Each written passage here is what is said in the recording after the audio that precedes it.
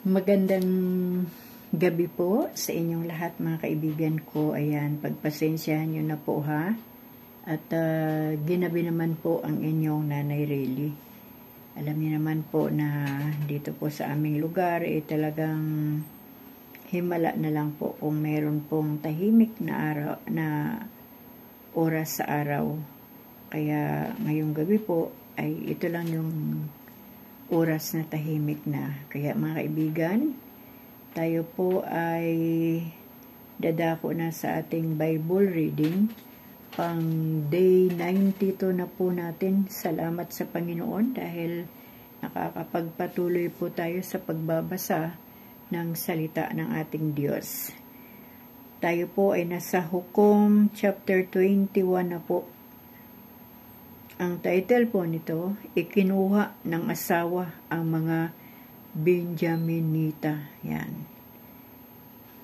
Gabayan nawa tayo ng ating Diyos at ng Banal na Espiritu Santo sa ating pagbabasa ng Kanyang salita.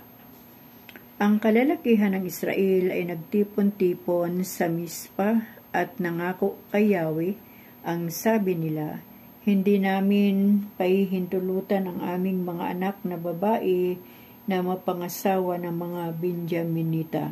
Pagkaraan yon, pumunta sila sa Betel at malungkot na humarap kay Yahweh hanggang gabi.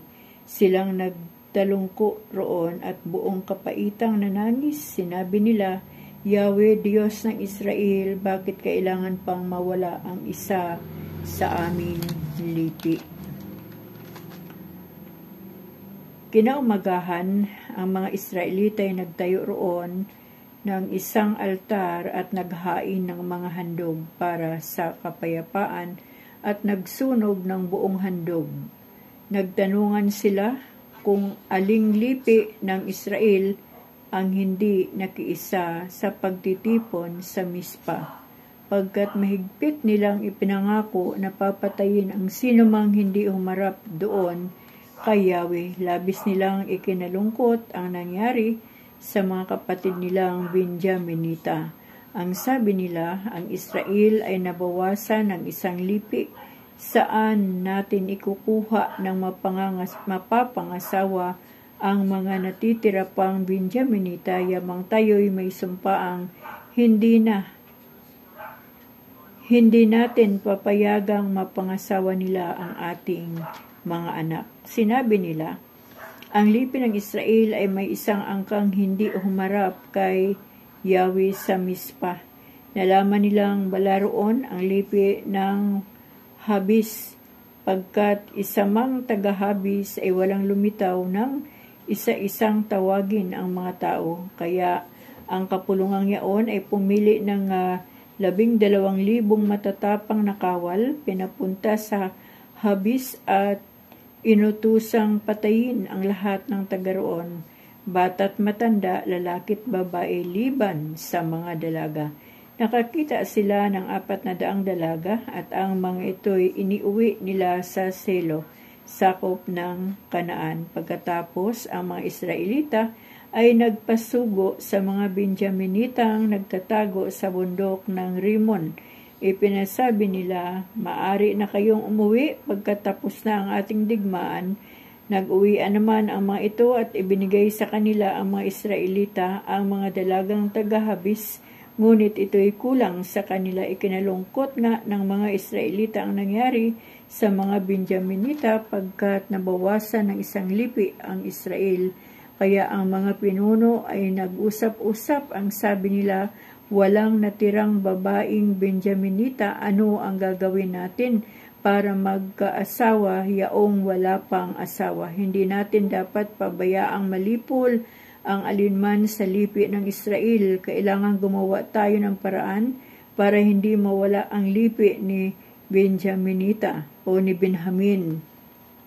Hindi naman natin maibibigay sa kanila ang ating mga anak pagkat isinusumpa nating hindi papayagan na mapangasawa nila ang ating mga anak. Noon nila naalalang malapit na ang taunan nilang pista para kay Yahweh na ginaganap nila sa Selo sa hilaga ng Betel, gawing timog ng Libuna.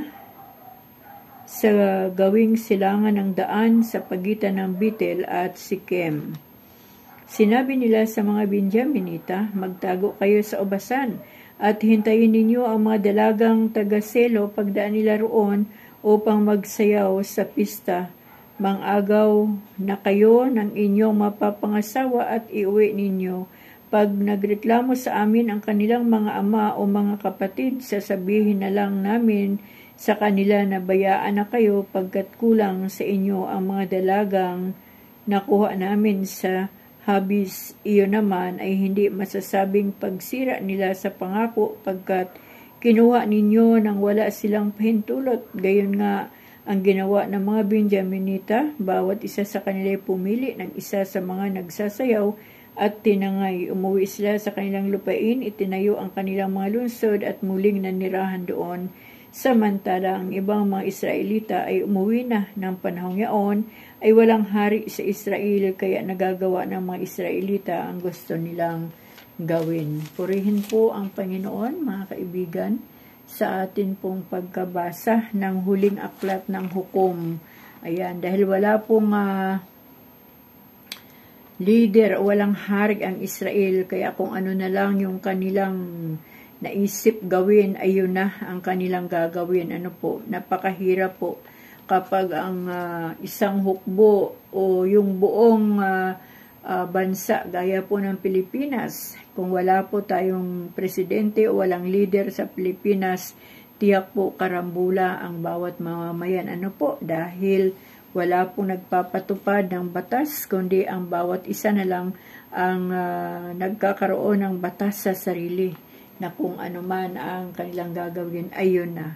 At purihin po ang Panginoon kahit man po sa buhay natin bilang mga tao, kung wala po ang Diyos na tagapanguna sa ating buhay o wala po tayong Diyos na siyang nagahari sa buhay natin o leader ng ating mga buhay, tiyak po na tayo po ay makakagawa din ng mga bagay na hindi tama sa harapan ng Panginoon. Kasi kapag ang isang tao ay walang Diyos, walang pagkilala sa Diyos, walang tamang relasyon sa Diyos, walang tunay na pananampalataya sa Diyos, ang sinusunod po ng ganung klaseng tao ay ang kanyang sarili, na kung ano po ang kanyang nais, kung ano ang kanyang maisip at gustong gawin ay wala pong pumipigil.